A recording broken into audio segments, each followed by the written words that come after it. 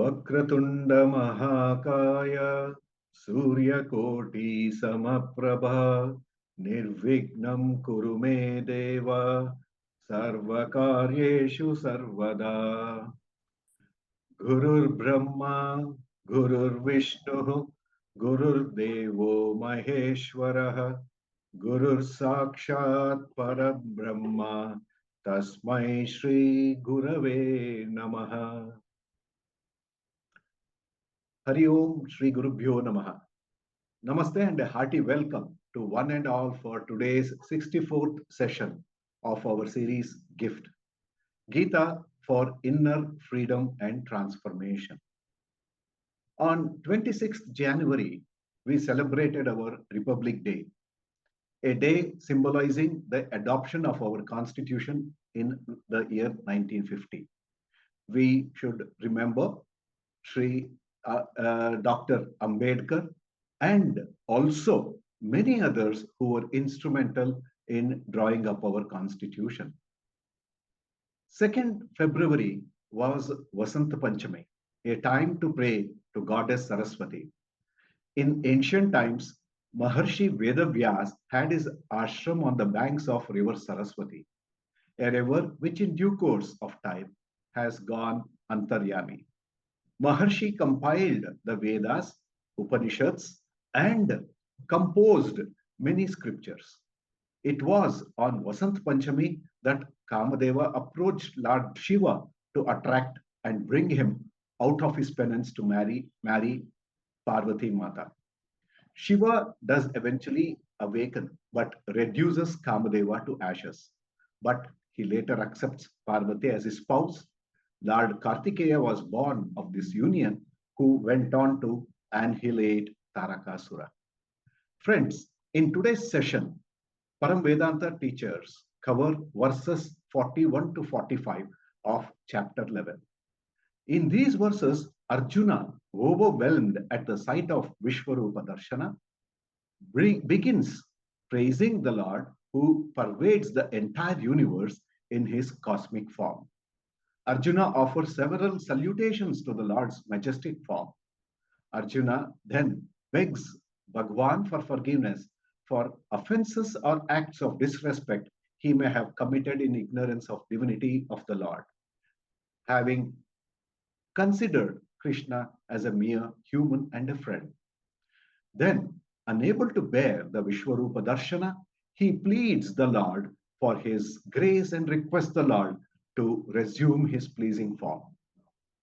These verses shall be explained by Sri B.S. Kulkarni, Dr. Bhaskar, Srimati Radharavi, Kumari Diksha, and Dr. Manjula. Dr. Sundar Sir shall moderate today's session, introduce the day's topics, and highlight the key aspects of the verses. Over to Dr. Sundar. Sundar Sir. Hari Om, Shri Gurubhyo Namaha. Sadashiva-samarambham Shankaracharya-madhyamam Asmadacharya-paryantam Vande Guru-paramparam. Om. We are all familiar with this 3x3 matrix. Acharyas have shown us how the progression of topics happen across Pratama, Madhyama, and Charama Shatakam. For example, there is a serial evolution in the sadhanas one takes up through Karma, Upasana, Jnana Yoga in the form of a step ladder or a staircase. For today's class, I wish you to focus on two of the boxes here, the Tat Padartha or Vishwarupa Ishvara description in the Madhyama Satakam, and the discussion on Asi Padartha or Aikyam or Arupa Ishvara Jnanam in the Charama Shatakam. We have learnt through the chapters of the Gita that Lord Krishna holds us seekers and takes us through a evolving understanding of the nature of God. Before we started our journey, we are used to an understanding of God as being revered, remembered in the puja room and in the temple as a Ishta Devata.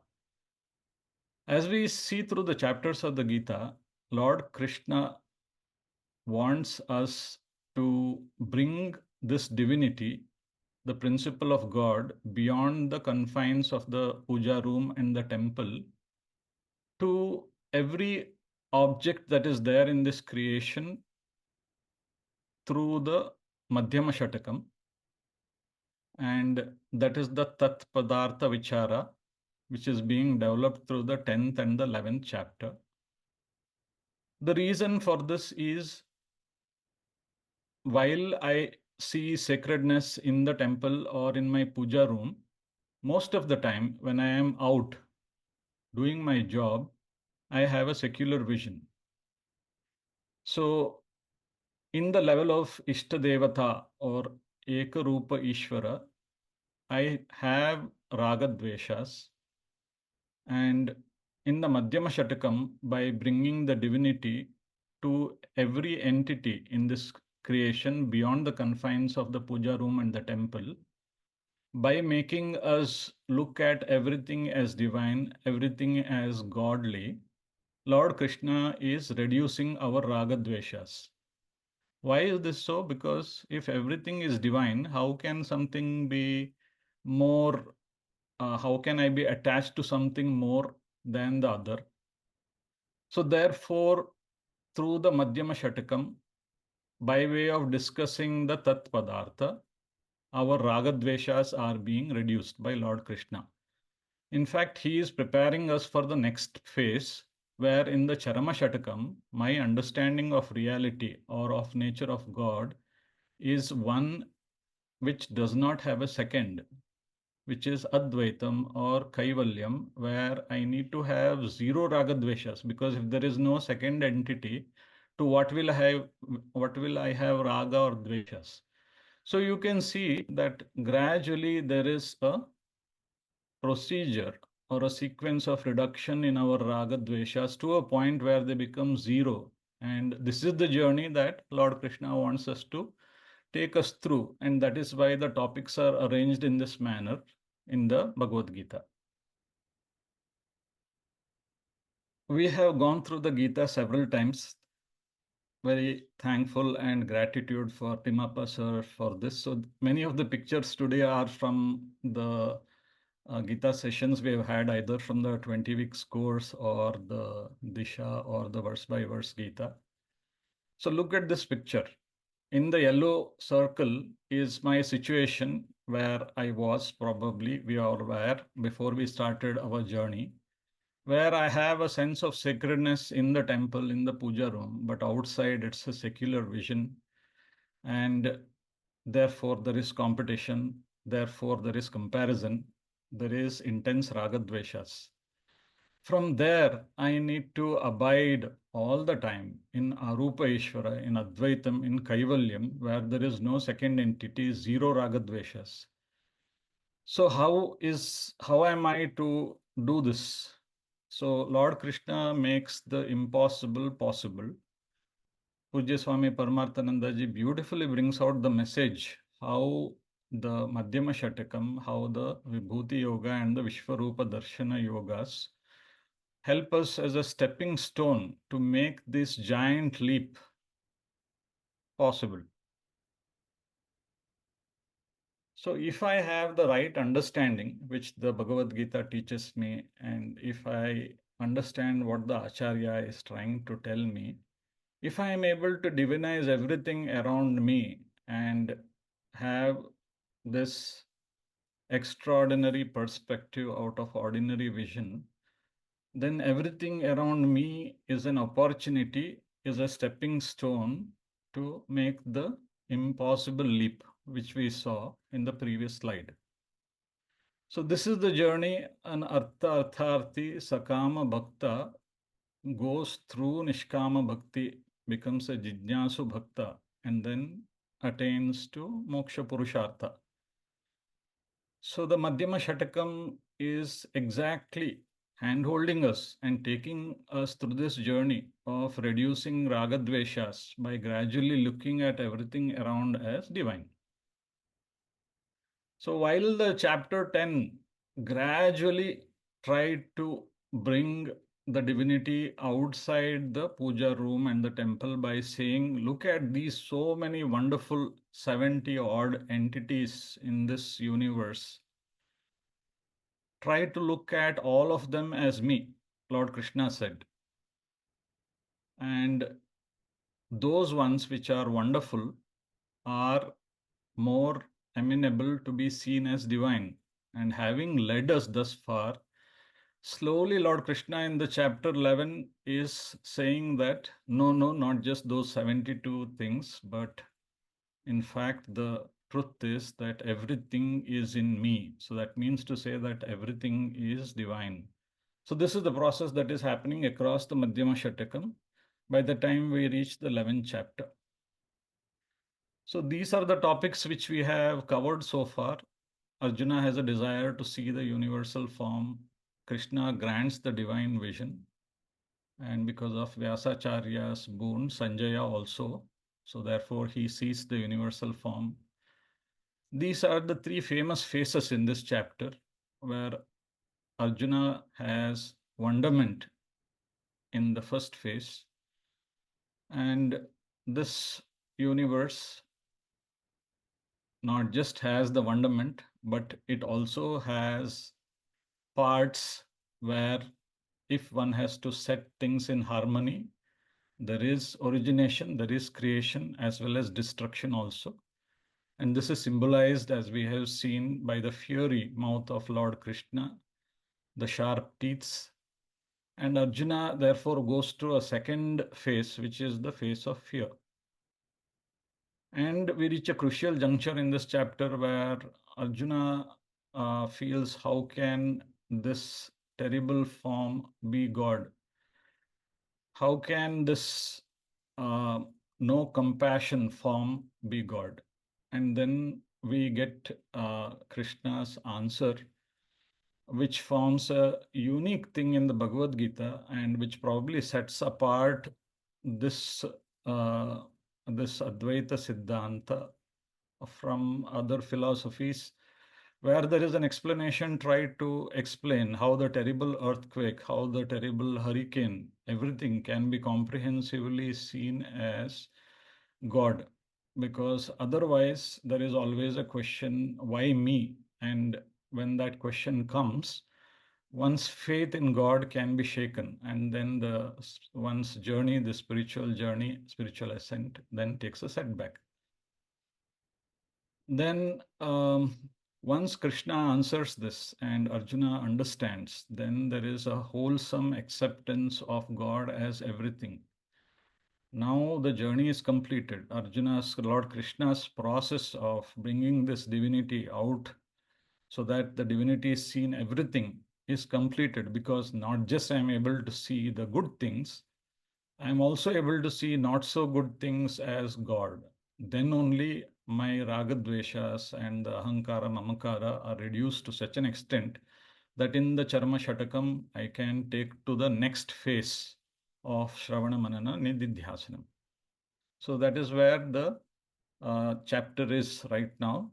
And as Pujya Swamiji puts it, the verses of this class are incidental in nature. He says that there is no tatparyam because this is a unique situation where Arjuna, being closely associated with Krishna in that era, has a peculiar problem that he became close and therefore he may have used certain words uh, to Lord Krishna, which he now feels were not correct. So Swamiji says that this is not our problem because we are not in the same era as Krishna. Therefore, this is set of verses pertain only to Arjuna. Let's see them in today's class. So just to go back over the canvas that is there, before the journey to the Bhagavad Gita, there is a secular vision, what I see. And in stage two, by attributing divinity to everything in this creation, Lord Krishna asks us, more important than what I see is how I see it. Then ordinary vision becomes extraordinary perspective.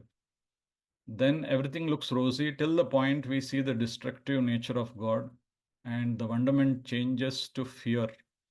And then comes that crucial segment where Lord Krishna is able to answer that difficult question on how to see the not so good also as God. And then finally comes the stage of bhakti, where there is a total acceptance of everything as God. And then Lord Krishna's exercise of reducing raga-dveshas comes into play. So this is the crucial question, actually the crux of this chapter, the main point that we need to carry along, because someday or the other we reach this point. So what should be my attitude to the God who is also the terrible cyclone, the terrible hurricane? So Pujya Swamiji collates 5 important points here, how to reconcile in those moments. First point is to see the good and not so good as essential components and not as pairs of opposites. Second is God is a karma phala data. His main role is to maintain the harmony. So Swamiji says his compassion flows to maintain the harmony, not always doing the good things for us. Third point is don't blame him. We decide our future by our past karmas. Fourth is to accept choiceless situation gracefully. Fifth is a very interesting way Swamiji puts it, that every time the not so bad happens, our papa count reduces. And actually, we can view this as we go through it as a purification process. So this is Bhakti Marga level 2. When do I take this teaching, which I have accumulated through the Madhyama Shatakam? The answer is now, when life is generally well, so that I don't question him at the time of crisis.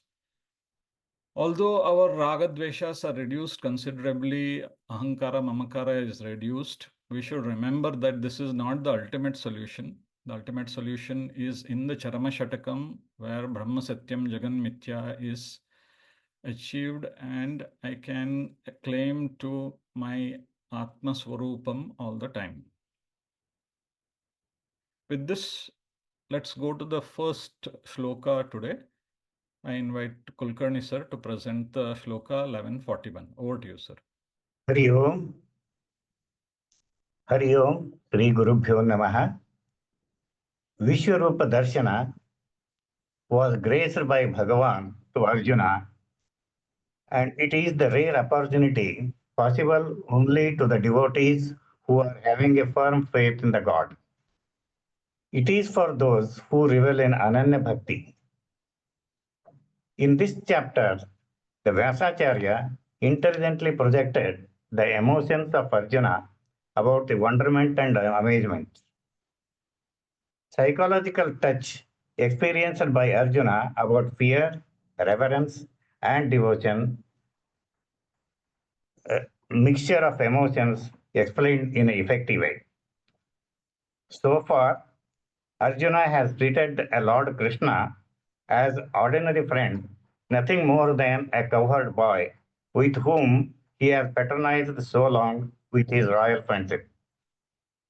After knowing and experiencing the full glory of Bhagavan, Arjuna rexes for the lapses of offensive behavior, calling him by pet names.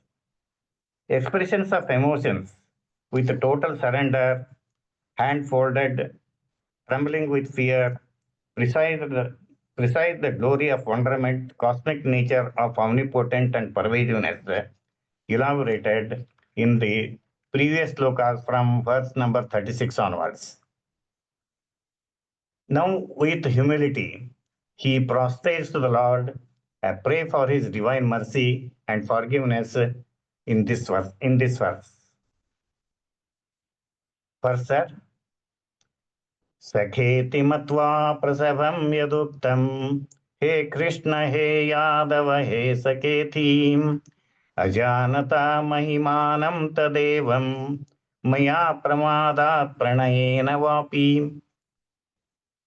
Whatever I have rashly said from the carelessness or intimate love, addressing you as O Krishna, O Yadava, O Brahma, O friend, regarded regarded you merely as a friend, not knowing the greatness and extraordinary glory of yours. We will explain some of the important words. Sakaha, normally we use this sakaha here only for the equal age or who are having intimate feelings. Rasabham, use of rash and impolite words during the emotional feelings. Ajanata, not knowing the details of the person. Mahima, extraordinary glory.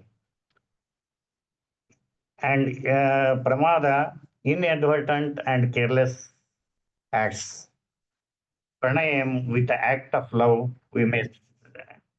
Sakheti matva prasabham yaduktam. With the intimacy of friendship, I have vastly used impolite words. Hey Krishna, Hey Yadava, Hey Sakheti, these are the pet names of Krishna, our Lord Krishna. And Hey Yadava is a family name.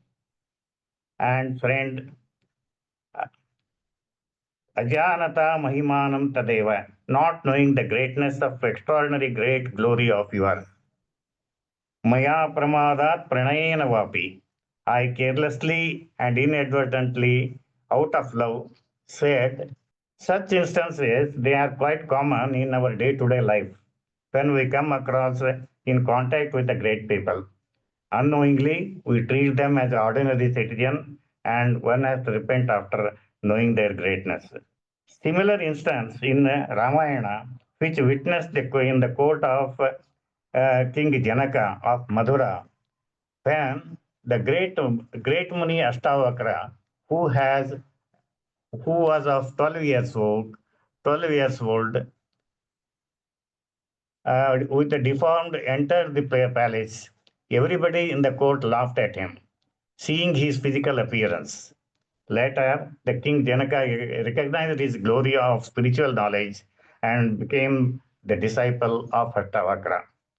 Another instance we can quote from the Mahabhagavata, a story of Jadabharata, who was wandering in the forest, reveling in Atman. A king Rahuguna made him to bear the load of a palanquin of the king. Since it is a new experience, he could not walk properly, for which the king shouted at him.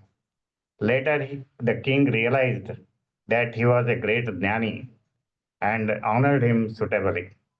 A greatness of the great people, a great personality, can be recognized only by the great people. The underestimating the person without knowing the glory will be an error in the spiritual path. More of Arjuna's confession will be next in the next verse. Hari Om Sri Gurubhyo Namah. Hari Om, sir. Thank you. That was a full explanation of this verse in a wonderful manner. Also with the examples from our scriptures, Puranas from elsewhere. You use the word Ananya Bhakti, which is so very suitable for the Madhyama Shatakam, because the word Ananya means without a second. Without a second in the sense that my bhakti is so complete because I don't see another. I see Bhagavan everywhere. So I'm not going to go to the verse once again. Some of the extra things probably we can see here from the Bhashyam, as beautifully explained by Pujya Swamiji, is Swamiji points out a couple of grammatical points here. One of them is that the shloka starts with Sakheti, and it is shown that Saka and Iti, actually you cannot join them into a Sandhi. And such an instance of joining is called as Arsha Prayoga. That is, Rishis have the liberty to fit it into Anushtup Chandas.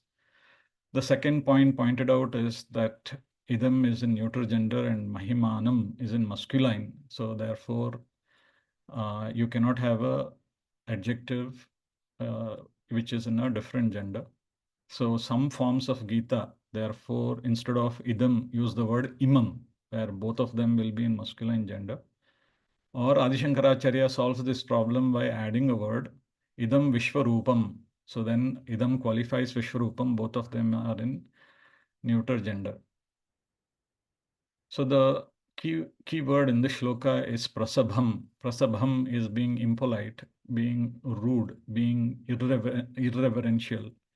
And that too, in what way?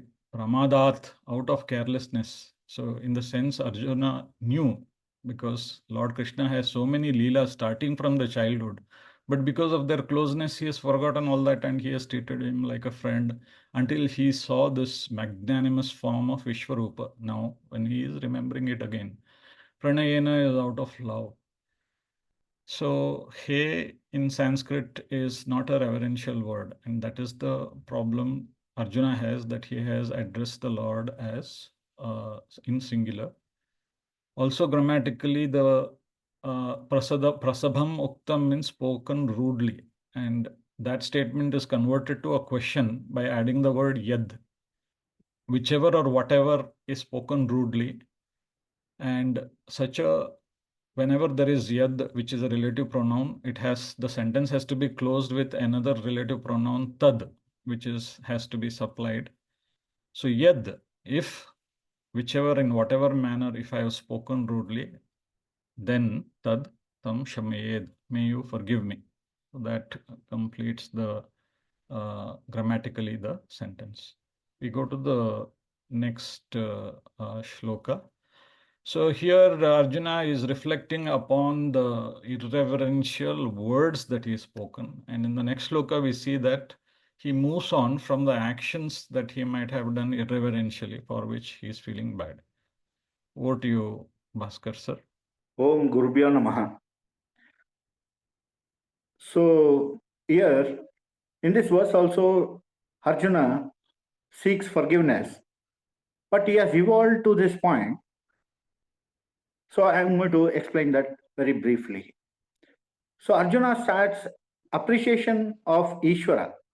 So this appreciation of Ishvara is something immeasurable and extraordinarily divine and requires tremendous intellectual drill and mental refinement. Because we are not seeing anything new, but we are seeing something old with a new attitude. This training has happened in the 4th chapter, and in the 11th chapter, it's a culmination. So Vishwarupa is not the form of Lord. The attitudinal change by which I see the world itself as Ishvara. So Krishna says that special kind of mind and that attitude is Divya Chakshu, that is Ahamkara Mamakara Rahita Manam. As Arjuna has accepted and assimilated Bhagavan as Srishti, Sthiti and Laya Karanam, Krishna says Nimitta Matram Bhava, means when you appreciate the totality, the orderliness and harmony of the creation as an integral part of the Lord, you will use the free will also in accordance to the universal harmony. That is called Dharma. When the free will is in accordance with Dharma, that alignment is called Sharanagati. Therefore, surrender follows Dharma.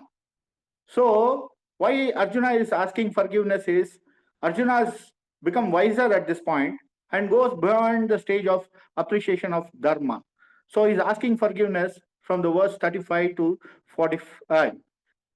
Even though he expresses bhakti, he has gone through Asyaryam, Bhakti and Bhayam. So the bhakti as a sadhana for evolution is pointed out here. Also, only when vairagyam increases, the bhakti becomes ananya bhakti, and chit vishalata is a beneficial of Vishwaroopadarshana. So Arjuna sees every suffering is a spiritual purification. And Arjuna says, if I do not have the strength to have that attitude, I pray to the Lord to give me the change in my perspective, so purifying the papam that I have done before.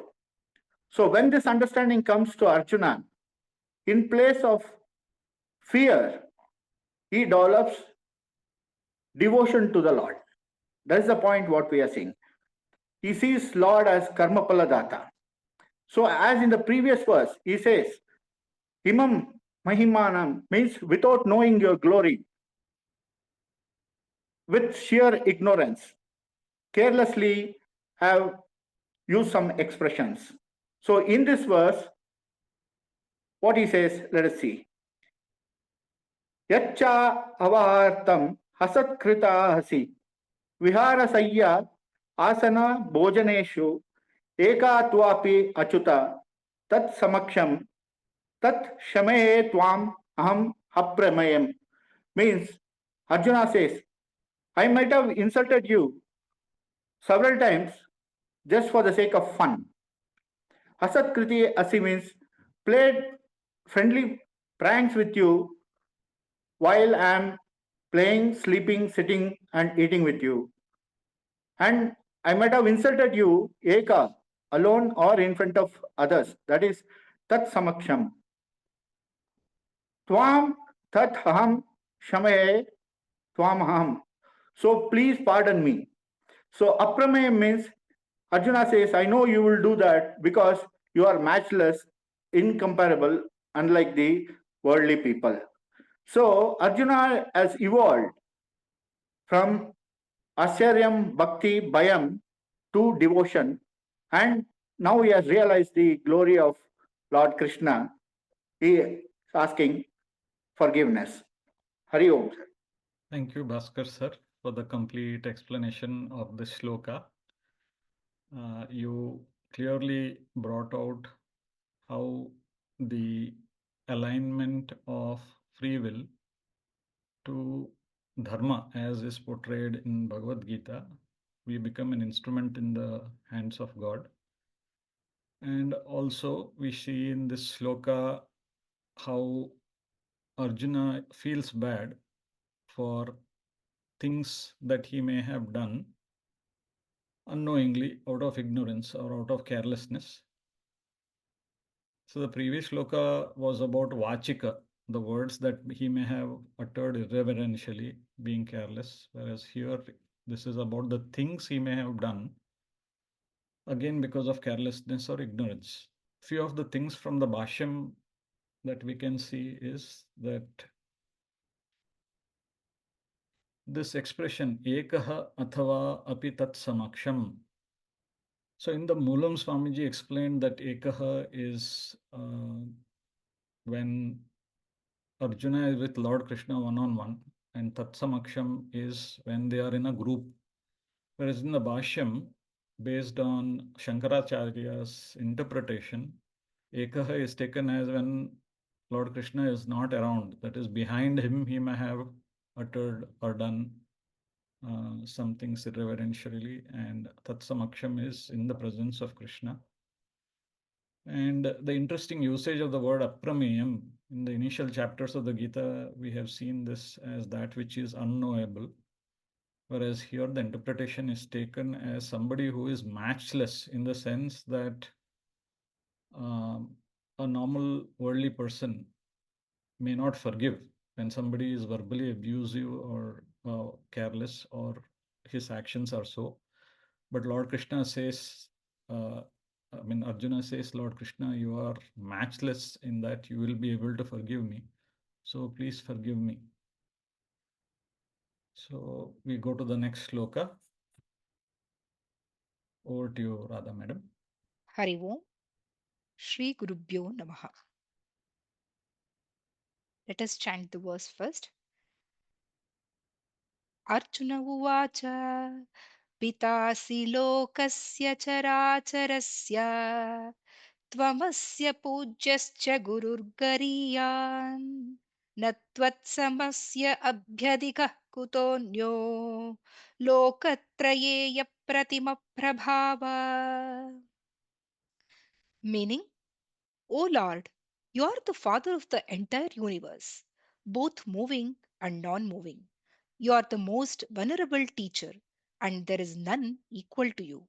How could there be anyone superior to you in all the three worlds? You are the Lord of unmatched glory. Let's try to understand this verse line by line. This verse from the Bhagavad Gita highlights the universal nature of Lord Krishna. Arjuna addresses Krishna as the father of the universe, recognizing him as both the creator and the sustainer of all existence. Let's explore the key teachings here. Sir, next slide, sir. So, next slide. Yeah. Swami Paramarthananda narrates Vedantic stages of understanding of Bhagavan in three stages.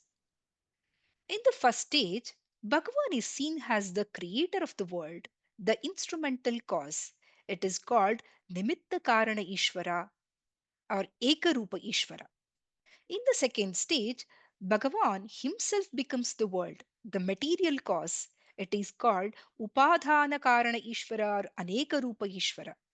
In the final stage, Bhagavan appears as the world without undergoing any change. It is called Vivarta Upadhana Karana Ishvara or Arupa Ishvara. Sir, please go to the first slide again. Arjuna's acknowledgement reflects these stages as he sees Krishna as both the creator, father, and the world itself. Detailed breakdown of this verse Pitasi lokasya characharasya. Arjuna calls Krishna the father of the entire universe, encompassing both characharasya, the moving and non moving beings. This signifies Krishna as the ultimate creator and sustainer. Now look into the second line. Tvamasya pujyascha gurur gariyan.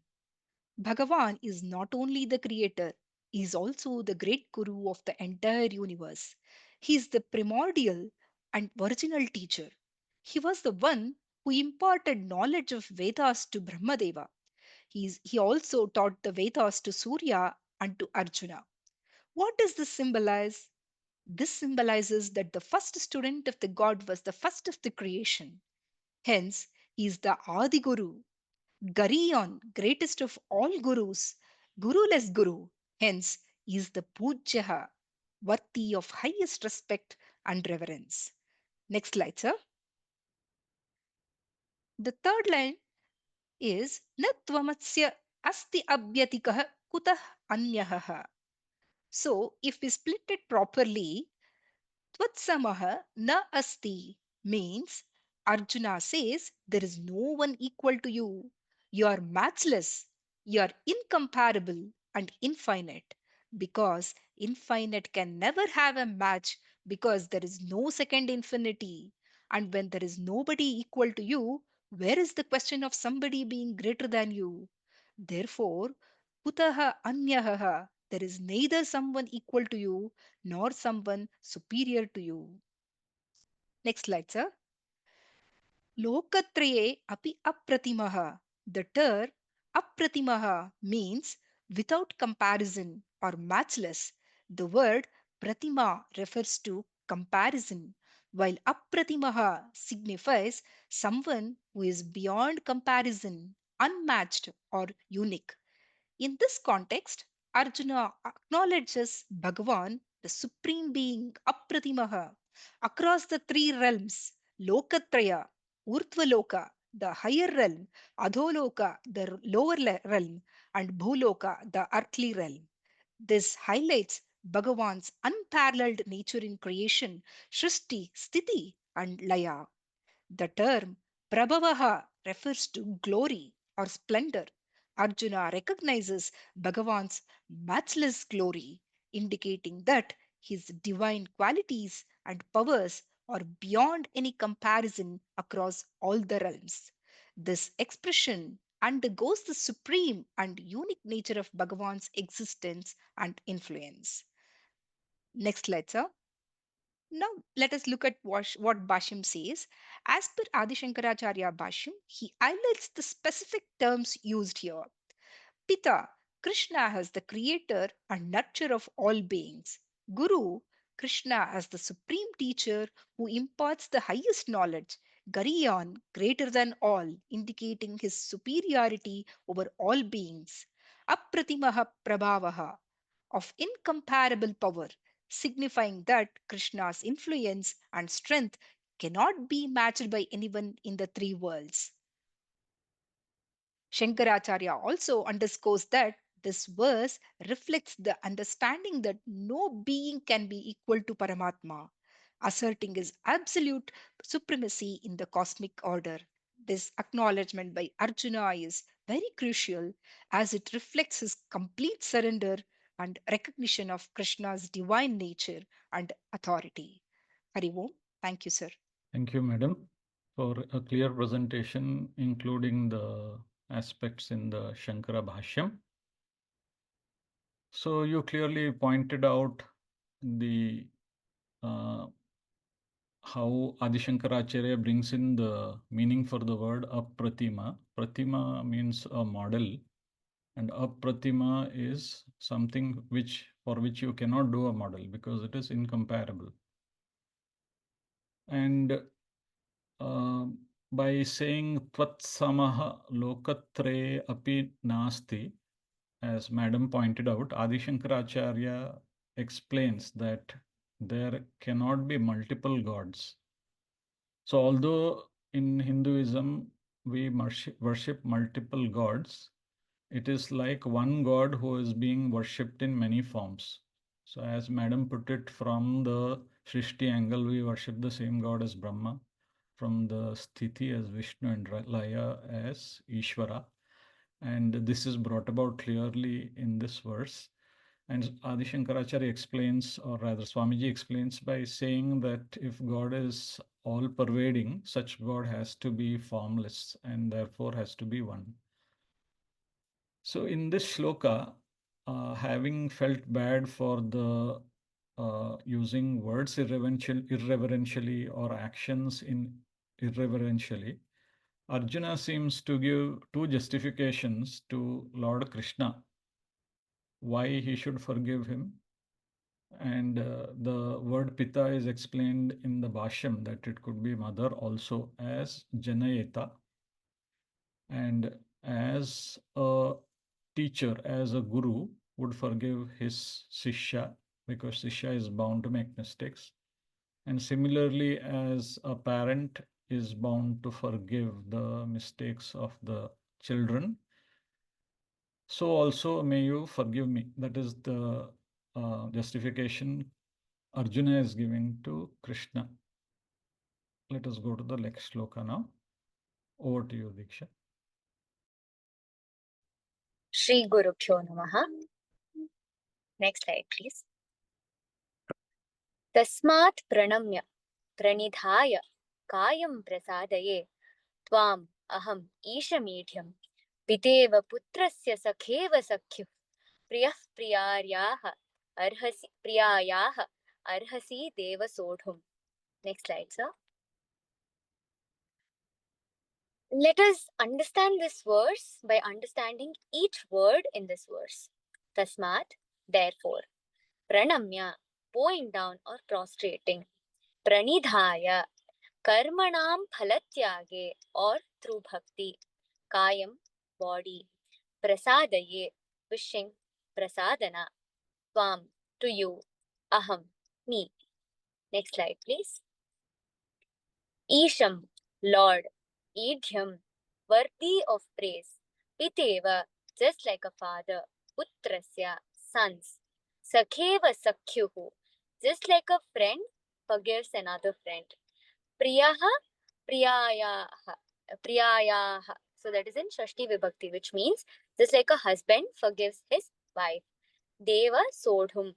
Deva is the Lord. Sodhum, you are eligible to forgive us. Arhasi, that is you are eligible. Next slide, sir. In this verse, we see Arjuna concluding his main message that he had not reverently adored or treated Lord Krishna purely because of his ignorance. And also, he considers it as an offense done to him, and for that, he seeks forgiveness from the Lord. And in return, Lord should tell him that he is forgiving Arjuna, so Arjuna can rest in peace. Tasmat, this is the word that the verse starts with. Tasmat kasmat. Here, it refers to the virtues of the Lord's mentioned in the preceding verse, which render him easy to forgive Lord Arjuna, forgive Arjuna. In other words, the incomparable greatness and glory possessed by the Lord were such was such that he can take pity on Arjuna. Aham, I Arjuna. Kayam pranidhaya pranamya. Here, Arjuna uses the word kaya instead of sharira. Why is it so? Kaya stands for the meaning of chiyate, ching chayane. That is how it is originating. That means something that gets accumulated, that is which the kaya is something that is getting filled. So in this context, we can think that he's asking for forgiveness. That means his kaya, his sharira is getting filled with all the papas that we do on the daily basis. Pranidhaya, karmana phalatyage, with all the bhakti after doing the karma phalatyaga. When one asks for forgiveness, one has to admit his mistakes. Arjuna's guilt doesn't leave him, even though he has not done any serious offense. Without the inner transformation, forgiveness becomes non-relevant and meaningless. Always, asking for forgiveness should be preceded by clear acknowledgement that what I did was wrong and I will always try to avoid the mistakes I have committed so far. Pranamya, that is bowing down. Idhyam isham tvam, worthy of the praise you are, O Lord. Prasadaye, I request and I pray. Deva, this word Deva is coming from the word Divadiptau, that which is full of light. So he's telling or symbolizing Krishna as a person who is full of light, so much to give, so much knowledge to share to. So, Pita iva putrasya. So now he starts giving the examples, asking for forgiveness and asking Krishna how he should be forgiving Arjuna. The father forgiving the mistakes of the son, all the aparadhas, sarvam aparadham, whatever is the aparadha, father unconditionally forgives the child. Sakha iva sakyuhu, just like a friend is forgiving another friend for all his silly mistakes. Priya iva priyayah. Here, the word priya refers to someone very dear. The husband and the wife relationship, a most trusted relationship where both are very dear to each other. In relationships, there'll be hurdles, etc. But there'll be forgiveness too. If the forgiveness is not given and the hurt feelings are accumulated, the marriage will not last long. That is why the word priya is being used. Priya is having the meaning of prinati iti. So somebody who does nourishment, somebody who fulfills you and nourishes you is somebody who is priya to you. Lord is like the father, a friend. And this approach of bhakti literature, where Bhagavan is seen as the pati and the only Purusha, and the devotee is Gopi or Radha. And this kind of bhakti is called as Madhura Bhakti. And all the jivas are seen as the beloved ones. Sodhum arhasi. Sodhum is again originating from the word, from the dhatu saha. That or somebody who can bear, somebody who is ready to forgive. So Arjuna is saying, Lord Krishna, that Lord, listen, you are capable of forgiving me. You have so much compassion in you, so please forgive me. Thoughtlessness, intimacy, and fun are the factors which jointly or severally contribute to the offense of the slight. By citing the examples of father, son, friend, and husband and wife, Arjuna requests the Lord to condone all his lapses attributed to any of these three causes. So the Anvaya of this verse goes like Tasmad Pranamya Pranidhaya Tasmad Aham, there's a word missing. Tasmad Aham Pranamya Kayam Pranidhaya Isham Idhyam Tvam Prasadaye Deva Putrasya Aparadham Pita Iva Sakheva Sakyuhu Sakheva Priyayaha Aparadham Priya Iva Tvam Sodhum Arhasi. I would like to, next slide, sir. I would like to end this verse with a quoting. of Swami Vivekananda. Happiness presents itself before man, wearing the crown of sorrow on its head. He who welcomes it must also welcome sorrow. Hari Om.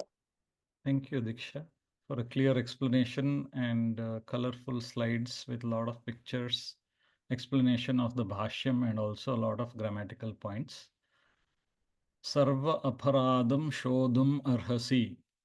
So Arjuna is bringing three examples where there is unconditional forgiveness for the mistakes which are done by the children or the other examples that we saw.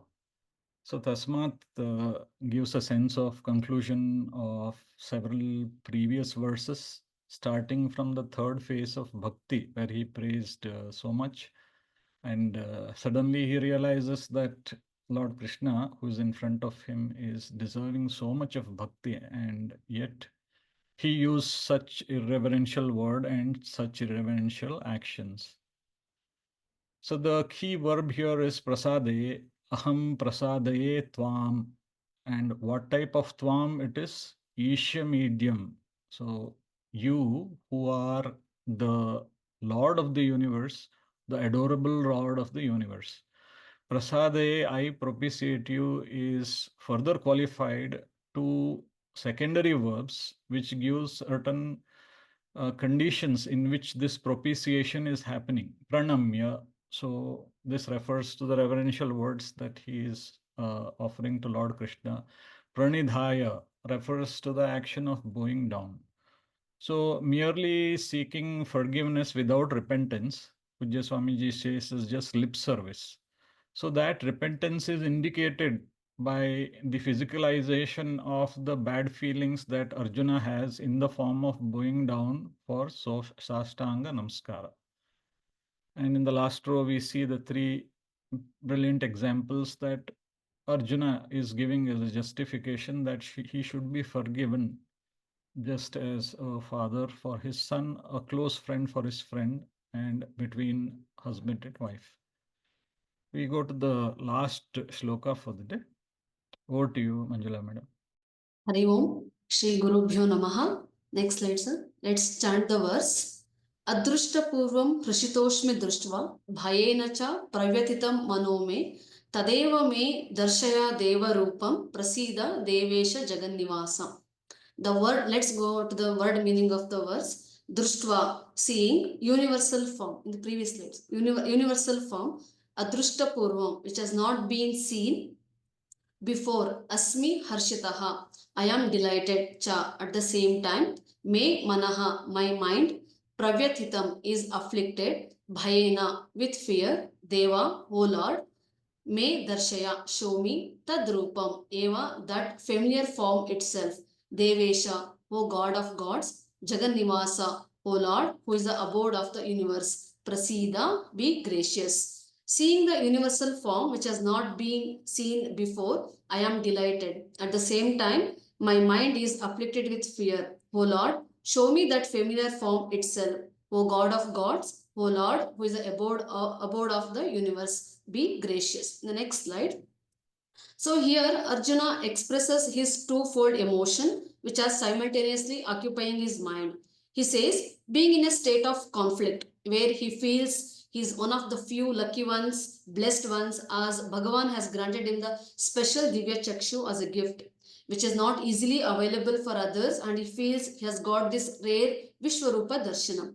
From the perspective of people glorifying Arjuna as a lucky person, having got this rare opportunity, and people becoming envious of Arjuna, he feels like continuously watching Vishwaroopadarshana. But at the same time, when he looks at the mouth of the Lord, where his near and dear ones are entering, some are being crushed, people are entering the Lord, and he is being ruthlessly killed by the God, it looked like a cruel God to him. From this perspective, he has seen Lord as the destroyer, and his mind is extremely in the grip of bhayam or fearfulness.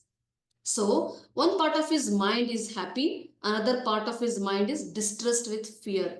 And since one part of mind is happy, he wants to see it continuously.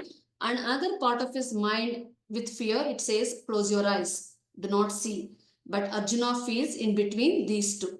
In the next slide, some experiences are happier, at the same time they're miserable too. In this, we see there are few examples we can take it. In when we go to amusement parks, when you play some games, it is exciting, at the same time it is extremely scary also. Wearing a coat for a programs or a meeting, it looks very comfortable, elegant, but in the hot summer it can be extremely miserable. Climbing on an elephant, playing for others also, for the person who's sitting also, it is enjoyable, but like the whole process can be extremely fearful also. So we can understand with this example, Arjuna's going through both excitement, happiness, at the same time going through the miseries. The next slide. In Arjuna's situation, Bhayam is more dominant. It is only because Divya Chakshu is an artificially given by the Bhagavan. Divya Chakshu should be climbed by us through our own sadhana. By doing sufficient karma yoga sadhana, raga-dveshas, ahankara, mamakaras comes down. That mind naturally gets the Divya Chakshu. With that Divya Chakshu, the Vishwaroopadarshana will not be frightening one. But in case of Arjuna, it is artificially given. Hence, Arjuna is not able to totally enjoy the Vishwaroopadarshana. And therefore, he says, "Oh Lord, world is congratulating me, but I am not able to withstand." Therefore, he requests Bhagavan to withdraw the Vishwarupa. Initially, he himself asked for his wish to see the Vishwaroopadarshana. Very same Arjuna now, he requests, he cannot withstand this. If we have to go from Ekarupa Bhakti to Anekarupa Bhakti, raga-dvesha must be tremendously decreased. Ahankara, mamakara must come down. Then Vishwarupa will be enjoyable. So here Arjuna says, Adrushta Purvam Društva. I have seen something which is unique, which I have not been experienced before, because Vishwarupa experience is for the first time and therefore it is unique. So Adrushta Purvam means it is an apurvam. He feels nobody has it and he has got it, therefore he was extremely happy. But the problem is internally he is terribly frightened also. Bhayenecha, because of the mouth. Because bhayenecha me manaha me pravyatitam. So with the fear, my mind is afflicted, tortured, tormented, distressed, pravyatitam.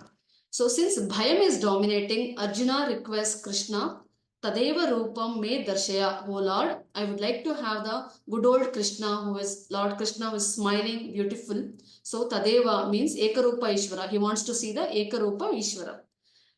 Puja Swami Paramarthananda he explains us about how difficult, he takes example of Arjuna and explains about how difficult it is to graduate from Ekarupa Ishvara to Anekarupa Ishvara.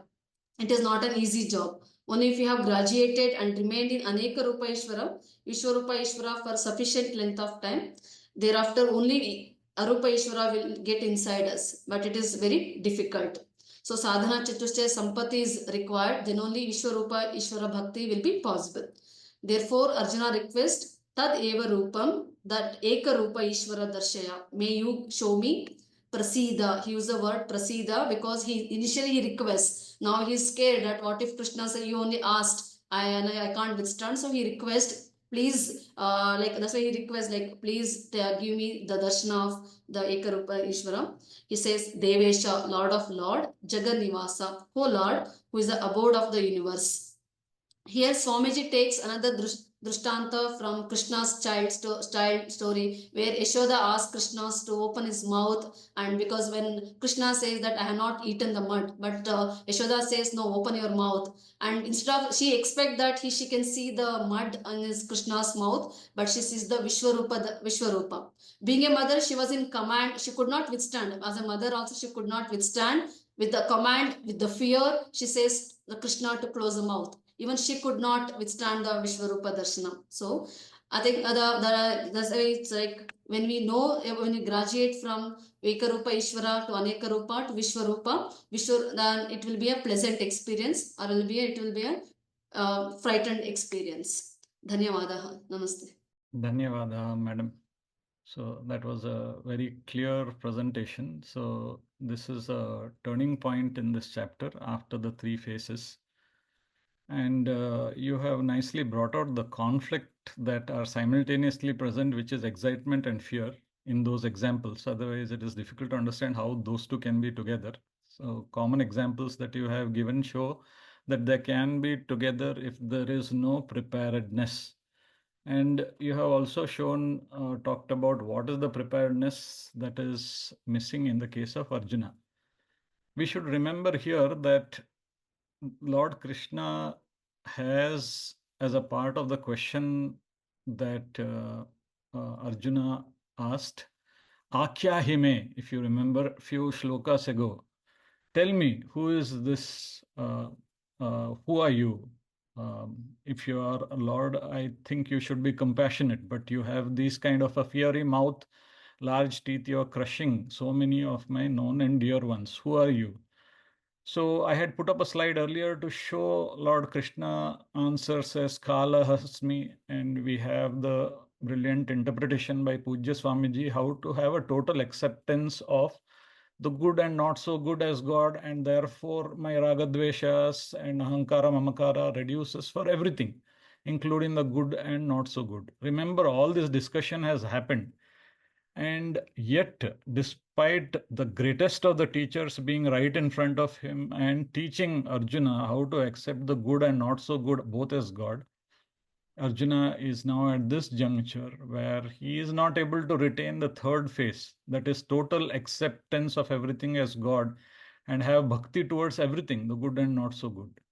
And madam, what about why this is happening is because that Divya Chakshuhu, which removed raga-dveshas and therefore ahankara mamakara, was an artificial one donated by Lord Krishna to Arjuna. Arjuna has not earned it.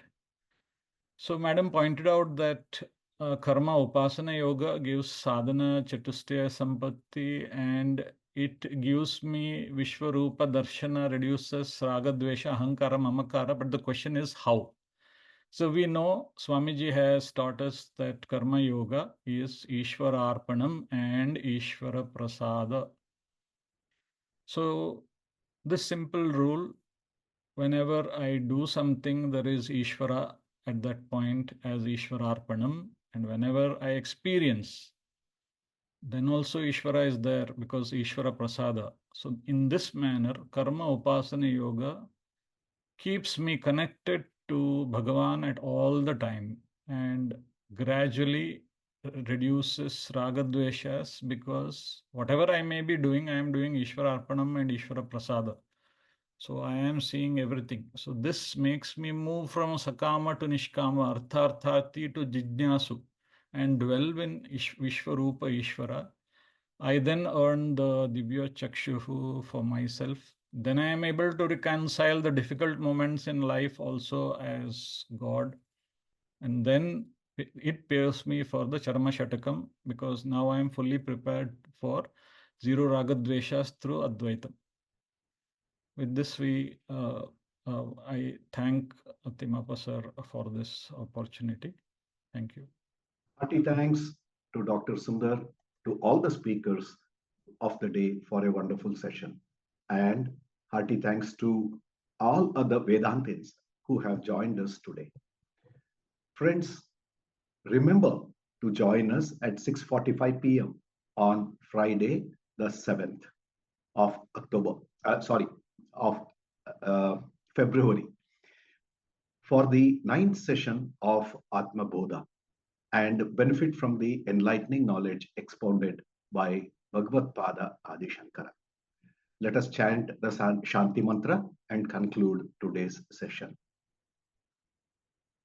Om Purnamadah Purnamidam Purnat Purnamudachyate Purnasya Purnamadaya Purnamevavashishyate. Om Shanti Shanti Shanti. Harihi Om. Shri Gurubhyo Namaha. Harihi Om. Shri Krishna.